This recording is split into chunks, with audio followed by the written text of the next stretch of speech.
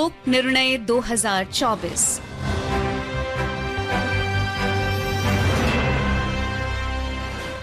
Welcome listeners to our ongoing series on elections, Lok Nirnay 2024. In this program, we bring you election-related developments, various updates and analysis of general and assembly elections 2024. I am Kaushik Rai with my co-anchor Vishal Sharma. नमस्कार, आप सुन रहे हैं कार्यक्रम लोक प्रसारक के साथ लोक निर्णय 2024। इस कार्यक्रम में हम चुनाव से जुड़े समाचार तो आपको देंगे ही, साथ ही साथ प्रमुख लोकसभा निर्वाचन क्षेत्रों के बारे में बात भी करेंगे और वहां के चुनावी समीकरणों के बारे में भी जानने की कोशिश करेंगे। इसके अलावा अपने क्षेत्रीय संवाददाताओं से भी बात करेंगे और जानेंगे वहां की चुनाव तैयारियों के बारे में और किस तरीके की चुनावी तस्वीर वहां उभर कर आ रही है, इस बारे में भी बात करेंगे। साथ ही साथ स्टूडियो में आमंत्रित अपने विशेषज्ञ के साथ इन सभी बातों पर चर्चा भी करेंगे। आज हमारे स्टूडियो में आमंत्रित हैं राजनीतिक विश्लेषक प्रफुल्ल केतकर। प्रफुल्ल केतकर जी, कार्यक्रम में आपका स्वागत। नमस्कार। The headlines. All arrangements in place for third phase of Lok Sabha polls tomorrow. Withdrawal of candidature for the fifth phase and filing of nomination for the sixth phase of Lok Sabha elections ended this evening. Senior BJP leader and Prime Minister Narendra Modi campaigns in Baharampur, Odisha and Rajmundry in Andhra Pradesh. Senior Congress leader Rahul Gandhi addresses public meetings in Alirajpur district and Khargone Lok Sabha constituency in Madhya Pradesh. Lok Sabha चुनाव के तीसरे चरण के लिए मतदान की सभी तैयारियां पूरी। लोकसभा चुनाव के 5वें चरण के लिए नाम वापस लेने और छठे चरण के लिए नामांकन भरने की समय सीमा समाप्त। वरिष्ठ भाजपा नेता और प्रधानमंत्री नरेंद्र मोदी ने ओडिशा के बरहमपुर और आंध्र प्रदेश के राजमुंद्री में प्रचार किया और वरिष्ठ कांग्रेस नेता राहुल गांधी ने मध्य प्रदेश के अलीराजपुर जिले और खरगोन लोकसभा क्षेत्रों में जनसभाएं की। All arrangements have been made for the third phase of Lok Sabha elections. 93 constituencies spread over 11 states and union territories will go to polls in this phase tomorrow. As many as 1,351 candidates are in fray for this phase. While 94 constituencies were scheduled to vote in the third phase of polling, BJP has already won Surat in Gujarat unopposed. Voting for Anantnag Rajouri seat in Jammu Kashmir has been deferred to 25th May. However, polling in Baitul in Madhya Pradesh, which was to be held in the second phase on April 26th, is also being held in the third phase. Lok Sabha चुनाव के 5वें चरण में नाम वापसी का आज अंतिम दिन था। इस चरण में 6 राज्यों और 2 केंद्र शासित प्रदेशों की 49 सीटों पर 20 मई को वोट डाले जाएंगे। इस बीच छठे चरण के लिए नामांकन पत्र दाखिल करने की प्रक्रिया आज समाप्त हो गई। इनकी जांच कल की जाएगी। इस चरण में 7 राज्यों की 57 सीटों पर 25 मई को मतदान होगा। The notification for the 7th and last phase of Lok Sabha election will be issued tomorrow. Elections will be held in 57 Lok Sabha seats in 7 states and 1 union territory in this phase. Bharatiya Janata party के वरिष्ठ नेता और प्रधानमंत्री नरेंद्र मोदी ने आंध्र प्रदेश के राजमुंद्री में एक rally में कांग्रेस पार्टी और वाईएसआर कांग्रेस पार्टी की आलोचना की। उन्होंने कहा कि आंध्र प्रदेश की जनता ने वाईएसआर कांग्रेस पार्टी को पूरी तरह से खारिज कर दिया है। श्री मोदी ने कहा कि देश आज रिफॉर्म, परफॉर्म और ट्रांसफॉर्म के शानदार रास्ते पर चल रहा है और तेजी से विकास कर रहा है। पूरा विश्व भारत को लेकर आशावादी है। इससे पहले श्री मोदी ने ओडिशा के गंजम जिले में बरहमपुर में एक जनसभा को संबोधित किया। उन्होंने कहा कि भाजपा ने हमेशा सुशासन पर ध्यान दिया है। श्री मोदी ने नबरंगपुर में भी एक रैली को संबोधित किया। Senior Congress leader Rahul Gandhi addressed public meetings in Jobat in Alirajpur district and Segaon in Khargone Lok Sabha constituency in Madhya Pradesh today. He said that Prime Minister Narendra Modi and BJP wants to change the constitution. Mr. Gandhi also mentioned the announcements made in the Congress manifesto such as 30 lakh jobs, 1 lakh rupees per year for women, expansion of reservation limit and making MSP law for farmers. Uttar Pradesh के मुख्यमंत्री और Bharatiya Janata party के वरिष्ठ नेता योगी आदित्यनाथ ने उन्नाव जिले में आज एक जनसभा को संबोधित किया। समाजवादी पार्टी के प्रमुख अखिलेश यादव ने कन्नौज में चुनाव प्रचार किया। इस सीट पर उनका मुकाबला मौजूदा सांसद और भाजपा उम्मीदवार सुब्रत पाठक के साथ है। उत्तर प्रदेश में ही बहुजन समाज पार्टी ने जौनपुर संसदीय सीट पर अपने उम्मीदवार को बदल दिया है। अब पार्टी ने इस सीट पर मौजूदा सांसद श्याम सिंह यादव को टिकट दिया है। इससे पहले माफिया से नेता बने धनंजय सिंह की पत्नी कला रेड्डी को इस सीट से उम्मीदवार बनाया गया था। And to discuss about all the major stories and very important third phase of Lok Sabha polls tomorrow, we have in the studios political analyst Prafulla Ketkar. Thank you for joining us. Prafulla ji, your comments on tomorrow's third phase, very crucial phase, 93 seats up for grabs. See, all over India, there will be, if I'm not wrong, almost 10 states and 1 union territory is undergoing this entire election process. Obviously, people will be looking for Uttar Pradesh. But for me, if you ask me personally, this entire Western Maharashtra region, one time supposed to be the stronghold of Mr. Sharad Pawar and his Baramati constituency, that is going to be the most interesting thing to how far, and how does this particular region behave when it comes to, because Maharashtra is one state where the electoral arithmetics have and the combinations have completely changed when you have 2 NCPs, 2 Shiv Senas, and of course Congress and BJP on either sides. So that is one interesting thing. In Uttar Pradesh, obviously we have this Awadh region. Traditionally BJP has performed well and BJP would like to continue that performance, but how far this Congress and Samajwadi Party combination, so I personally feel these two are very important states that are going, and 2 important regions that are going for polls tomorrow. On that note, we go over to Vijayawada to our correspondent Sai Vempati. Sai, can you tell us about the ground report on campaigning in Andhra Pradesh, because Andhra Pradesh is going to polls in the 4th phase on the 13th of May? Yes. See, the election campaign here is going on full throttle mode. The Prime Minister has already visited Andhra Pradesh twice and is drumming up all support for NDA alliance. He's again going to come back day after tomorrow to participate in a roadshow. The NDA has promised to complete the Polavaram project and also support the completion of Amravati as the state capital. On the other hand, we have the incumbent Chief Minister Y.S. Jagan Mohan Reddy, who has already finished his first phase of election campaign titled Mevanta Siddham, and he has promised the people of Andhra Pradesh that his welfare schemes would continue. And opposing this notion is the former Chief Minister Mr. Chandrababu Naidu, who is also conducting his Praja Galam election campaigning, promising welfare and development. So all in all, this is a very closely watched and intensely fought election, and very interesting to see on the ground. Right. And now we have the constituency profile of a very important seat of the state of Andhra Pradesh, that is Visakhapatnam. Nestled between the eastern Ghats and the coast of Bay of Bengal in the northern part of Andhra Pradesh sits the iconic city of Visakhapatnam, home to 19 lakh voters, almost equally split among male and female.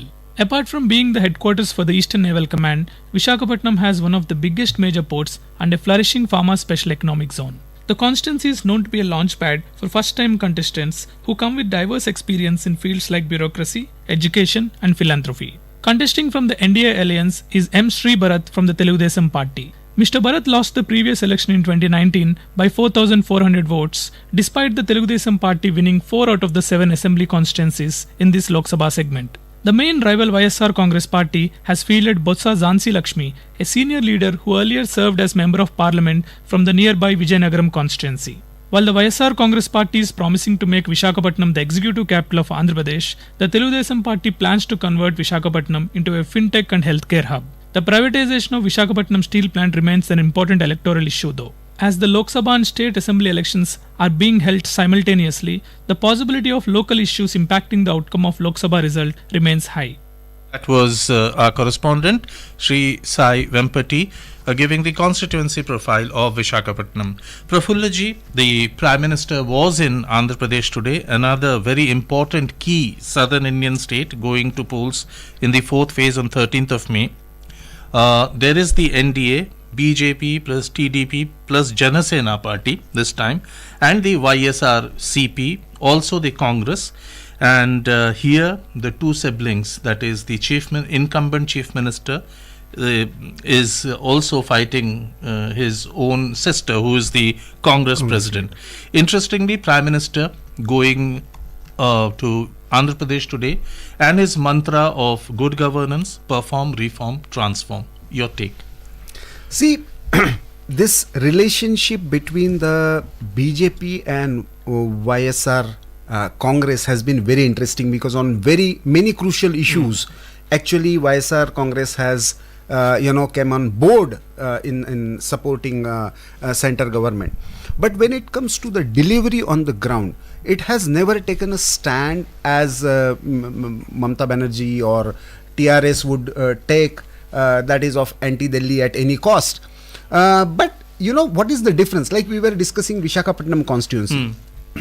Last time TDP won it, and as the correspondent told, despite TDP winning it 4 out of 7 assembly segments, they lost the parliamentary seat. Yes. But it was lost by 4,000 votes. But and remember, the important factor was the around if I'm not wrong, around 40 to 45,000 votes taken by Janasena party. And there are many such constituencies in Andhra Pradesh. Another important point, Kaushik ji, I want to highlight. Many people try to, whenever they talk about the opposition alliance and possibility of Congress comeback, they always remind 2004. Remember, Andhra was the state that actually Congress swept, and that changed the actual equation. It was just hardly a matter of 6-7 seats between BJP and Congress, but Congress having 6-7 seats more actually made it in a more kind of glue for the opposition to come together. Congress now is not in that position either in Andhra or any other state where it can actually sweep. That time I remember that it was combined Andhra and Congress swept 33 seats. Yes, out of 42. Out of 42. So that was completely a game changer. And that is why Andhra Telangana region has been always crucial for Congress. But what happened because of this BJP, TDP and Janasena Congress kind of grand alliance, Congress is relegated to virtually third position. And that's why when Prime Minister is pitching for this, perform, reform and transform his governance agenda, he is primarily targeting YSR Congress and not the Congress party. That is very interesting equation that is coming up. And also don't forget, Andhra is one state where the state is going for assembly poll also. Yes. So it will be very interesting how does the voter behavior come out in assembly level and parliamentary level. That will be very interesting. Yes. और अब बात करेंगे मध्य प्रदेश में उज्जैन लोकसभा संसदीय निर्वाचन क्षेत्र की इस सीट पर क्या है चुनावी तस्वीर, बता रहे हैं हमारे संवाददाता संजीव शर्मा। भगवान महाकाल की नगरी और मध्य प्रदेश के मुख्यमंत्री का गृहनगर उज्जैन भाजपा का मजबूत गढ़ माना जाता है। उज्जैन में अब तक 17 लोकसभा चुनाव में से 12 बार भाजपा या जनसंघ के प्रत्याशियों को ही जीत मिली है। अनुसूचित जाति के लिए आरक्षित उज्जैन संसदीय क्षेत्र में 8 विधानसभा सीट शामिल हैं। इनमें से 6 भाजपा के खाते में है, जबकि 2 कांग्रेस के पास हैं। उज्जैन में कुल 17,72,000 मतदाता हैं। इनमें करीब 8,95,000 पुरुष और 8,77,000 महिला मतदाता हैं। उज्जैन में इस बार कुल 9 उम्मीदवार मैदान में हैं, पर मुख्य मुकाबला मौजूदा सांसद और भाजपा के उम्मीदवार अनिल फिरोजिया और कांग्रेस के महेश परमार के बीच है। श्री फिरोजिया ने 2019 के लोकसभा चुनाव में कांग्रेस प्रत्याशी बाबूलाल मालवी को करीब 3,65,000 वोटों से हराया था। बात करेंगे आज कांग्रेस के वरिष्ठ नेता राहुल गांधी ने जनसभाएं की हैं अलीराजपुर ज़िले में और खरगोन लोकसभा क्षेत्र में मध्य प्रदेश में, और उन्होंने बात यही की वहाँ पर भी केतकर जी की सरकार जो है, भाजपा सरकार जो है वो संविधान बदलना चाहती है। क्या संविधान बदलना इतना आसान है? देखिए, मैं तो अभी तो पहली बात तो यह है कि संविधान अभी तक हम देखते हैं 1949-50 से, तो शायद संविधान में जितने संशोधन हुए हैं वो तो कांग्रेस के कालखंड में सबसे ज़्यादा हुए हैं। और संविधान अपना सुंदर इसी कारण से है कि वो जितना फ्लेक्सिबल है उतना ही रिजिड है। हमने कुछ बेसिक फंडामेंटल फीचर्स भी माने हैं, लेकिन संविधान में कालगणना के अनुसार, काल अनुरूप, मतलब डॉक्टर बाबा साहब आम्बेडकर ने ये कहा है कि मैं इसको किसी भी खांचे में इस तरह से नहीं बांधना चाहता कि ये कभी बदला ही ना जाए, लेकिन ऐसा भी ना हो कि कोई भी किसी भी तरीके से मोड़ ले। तो इसी वजह से हमारा संविधान है। तो हमारा संविधान ऐसे कोई भी, और बदलना है तो पिछले 10 साल में भी बदल सकते थे, फुल मेजॉरिटी थी। तो मुझे लगता है ये आरोप बहुत ज़्यादा ट्रैक्शन तो ये नहीं देगा। लेकिन मैं जब मैनिफेस्टोज पे जाता हूँ तो मैनिफेस्टोज में एक बहुत इंटरेस्टिंग बात ध्यान में आती है। जैसे आप जो सुप्रीम कोर्ट ने कैप रखा हुआ है 50% का, उसको बदलने की बात कर रहे हो, या प्राइवेट फील्ड में भी कहीं ना कहीं मैंडेटरी अप्रेंटिसशिप की बात कर रहे हो, तो ये सब आप करने के लिए आपको संविधान कितना बदलना पड़ेगा, ये कांग्रेस पार्टी को कभी ना कभी सोचना पड़ेगा। उसके सिवा कांग्रेस पार्टी ने, जैसे मान लीजिए कि ये कहा है, आज राहुल गांधी जी ने भी अपनी रैली में ये कहा कि हम गरीब घर की हर महिला को 1 लाख रुपए पर हर साल का हम देंगे, तो उसका आर्थिक प्रावधान कहां से होगा, इसके बारे में ना कांग्रेस का मैनिफेस्टो बात कर रहा है, ना मैनिफेस्टो बनाने वाले उसके बारे में कोई एक्सप्लेनेशन दे पा रहे हैं। दूसरी तरफ जब हम देखते हैं तो एक गवर्नेंस का मॉडल, प्रधानमंत्री जिस ट्रांसफॉर्मेशन की बात करते हैं, इंफ्रास्ट्रक्चर की बात करते हैं, और दूसरी तरफ कांग्रेस को जो 3 मुद्दों पर घेर रहे हैं, एक तो डायनेस्टिक, दूसरा करप्शन, तीसरा अपीजमेंट, इस पर आपका क्या कहना है? ये कहीं ना कहीं कांग्रेस की तरफ से इसके उत्तर कोई आते नहीं दिख रहे। तो ये मुझे लगता है एक इस कारण से भी थोड़ा सा कांग्रेस का एजेंडा, वो अपना मैनिफेस्टो रखेंगे ही, लेकिन उसके साथ साथ मुझे लगता है कि यही इन बातों का कहीं ना कहीं उत्तर देंगे तो उनका इलेक्शन कैंपेन में और धार आ सकती है। And we now go over to our correspondent in Odisha, Prakash. Prakash, can you please tell us about the political parties, various political parties, how they're campaigning in Odisha? And since the state is going to polls on the 13th of May, who are the key candidates in the 4th phase there? Yeah, rightly you said that Odisha 4 Lok Sabha seats are going for this in the 4th phase of election. And also, as you know, that Odisha is going for simultaneous Lok Sabha and Assembly elections. So, accordingly, 28 Assembly seats are also coming under these Lok Sabha seats are also going for elections on 13th of this month. And as you know, like those are Navrangpur, Berhampur, and Koraput and Kalahandi constituency. So, basically, Berhampur and Kalahandi are general seats, and Koraput and Navrangpur are tribal-dominated ST reserved constituency. Today, Prime Minister and senior BJP leader Mr. Narendra Modi campaigned in Berhampur Lok Sabha and Navrangpur Lok Sabha seat and asked for votes for both Lok Sabha and Assembly elections for the party. He was, for the first time, he attacked the ruling Biju Janata Dal and even went to the extent of saying that BJP will form the next government in Odisha, and even said that on 10th of June, the BJP government will take the oath. So far as the prominent candidates are there in the Lok Sabha, this time in the Lok Sabha, Mr. Saptagiri Ulaka, the Congress member of Parliament, is a very prominent tribal leader, is contesting from Koraput, and from Kalahandi, Srimati Malavika Kesari Dev of BJP, and in Berhampur Lok Sabha seat, Mr. Pradeep Kumar Panigrahi of BJP are contesting. And in the assembly seats of the 28 assembly seats, Chief Minister Naveen Patnaik is contesting from his regular this Hindley constituency for the 6th consecutive term. And former Union Minister Bhakt Charan Das of Congress is contesting from Narla in Kalahandi district. And senior Congress leader Bijay Patnaik, once a close aide of Naveen Patnaik, who recently joined Congress, is contesting from Parla Khimdi in Ganjam district. Ketkar जी, उड़ीसा की बात करें तो आज प्रधानमंत्री ने वहां पर बरहमपुर और नवरंगपुर में जनसभाएं की हैं और कहा यही है कि भाजपा ने हमेशा सुशासन पर ध्यान दिया और जहां जहां भाजपा की सरकारें हैं वहां पर विकास में उल्लेखनीय तेजी आई है। जब से प्रधानमंत्री नरेंद्र मोदी ने कार्यभार संभाला है प्रधानमंत्री पद का 2014 से, ये भी उड़ीसा भी एक ऐसा राज्य है जहां पर भाजपा ने अपना बिल्कुल फोकस बनाए रखा है, हमेशा अपना ध्यान बनाए रखा है और काफ़ी विकास परियोजनाएं भी रही हैं और शीर्ष प्राथमिकताओं वाला प्रदेश रहा है।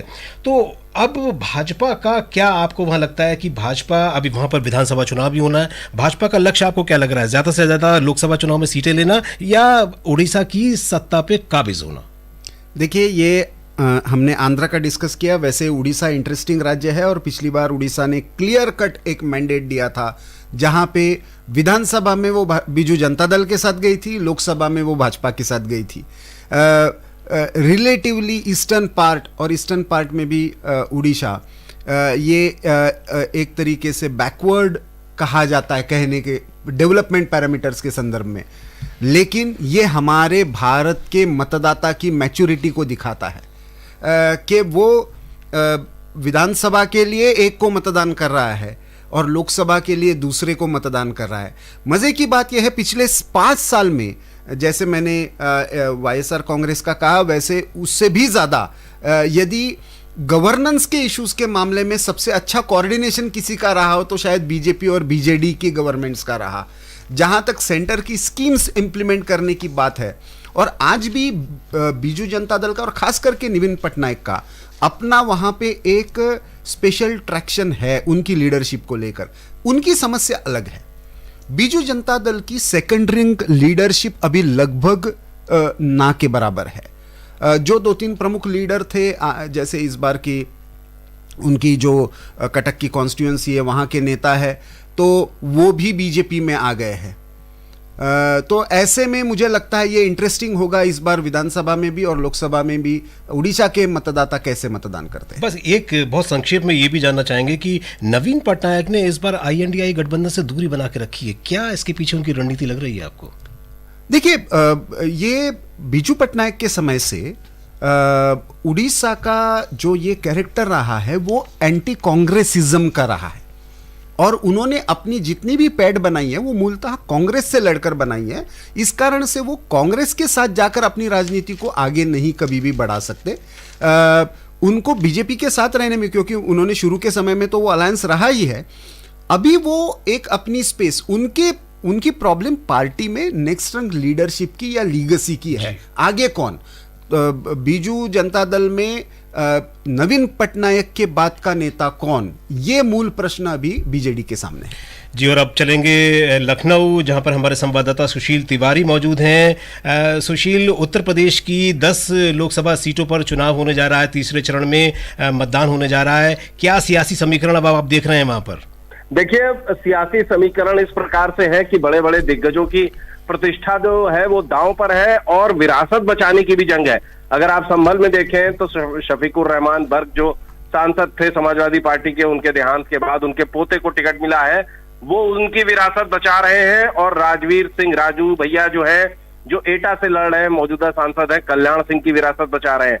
वहीं मैनपुरी में आप देखें 3 जो है यादव परिवार के जो गढ़ माने जाते हैं और जो परिवार के लोग हैं वो लड़ रहे हैं, फिरोजाबाद, मैनपुरी और बदायूं से। इन तीनों की प्रतिष्ठा दांव पर है, रामगोपाल यादव की, शिवपाल यादव की और स्वयं अखिलेश यादव की, क्योंकि उनकी पत्नी भी मैनपुरी से लड़ रही है। आप अगर आगरा चले तो वहां पर केंद्रीय मंत्री हैं, SP सिंह बघेल है, और दिलचस्प मुकाबला फतेहपुर सीकरी में है, जहां पर राजकुमार चाहर के खिलाफ एक तरीके से पार्टी के अंदर ही फूट के सुर है और चौधरी बाबूलाल को कारण बताओ नोटिस भी जारी किया गया है। उन्होंने अपने बेटे को वहां से लड़वा दिया है। तो पार्टियों के पास अपने अपने किले बचाने की जंग भी है, विरासत बचाने की जंग है, और परिवार बचाने की जंग है। जी, कुल मिलाकर प्रतिष्ठा दांव पर लगी हुई है सभी सियासी पार्टियों की। सुशील तिवारी, इस जानकारी के लिए धन्यवाद। और अब उत्तर प्रदेश की खीरी लोकसभा क्षेत्र की बात करेंगे। चौथे चरण में यहाँ मतदान होना है 13 मई को। हमारे संवाददाता ओम अवस्थी खीरी लोकसभा क्षेत्र के बारे में बता रहे हैं।